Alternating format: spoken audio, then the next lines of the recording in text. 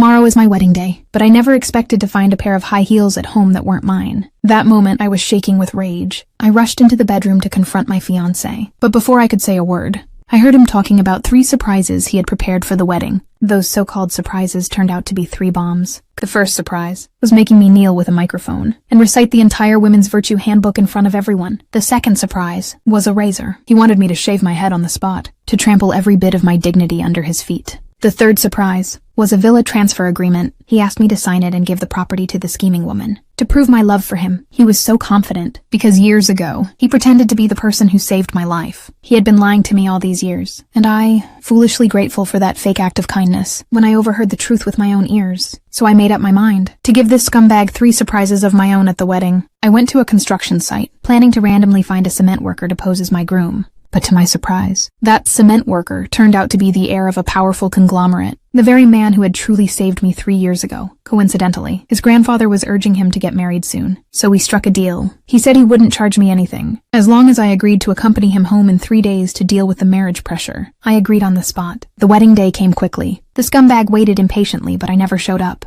until I walked slowly into the venue in a black gown. Everyone was stunned. His mother grabbed me and demanded to know why I was wearing a black wedding dress. I sneered, because nothing suits her son's fake nobility better than black. Enraged, he pulled out his 3 surprises. When he handed me the Women's Virtue Handbook, his mother handed me a mic, telling me to get on with it. All the women in the audience were shocked and furious. They scolded him for going too far, but I calmly accepted. After all, reciting the entire book might take a few days, which meant the wedding would be canceled anyway. His mother looked around at the crowd and had no choice but to back off. Then the scumbag brought out the razor, telling me to shave my head. I smiled. If husband and wife are one, then he should shave his head too. Since I was reading the virtue book for him, he should show some respect and do it with me. I walked toward him holding the razor. He panicked and backed away, desperate. He showed his third surprise, the villa transfer agreement. Said if I signed it, I could marry into his family, but I only glanced at it, then tore it into pieces and threw it at his feet. He was completely dumbfounded. He never expected me to fight back this time. He threatened me, said even if I begged on my knees, he wouldn't marry me. I looked him coldly in the eye, and said even a cement worker was 10,000 times better than him. He didn't believe I would marry a construction worker, so I called the cement worker CEO right then and there. He calmly answered the phone, said the surprises I asked for had already been delivered, and these surprises would leave the scumbag in utter defeat. Because the first surprise was a recording of the scheming woman in bed with another man, carried in dramatically by his people. I turned to him and said, "Today's groom is not you. The one who's about to arrive is your first surprise." The second surprise was a scroll. When I unrolled it, he was speechless. It contained every IOU he had written over the past 3 years. I warned him coldly, "If you don't repay me, my lawyer will make sure you rot in prison." But he still tried to play innocent, claiming he was my savior, telling me to think clearly.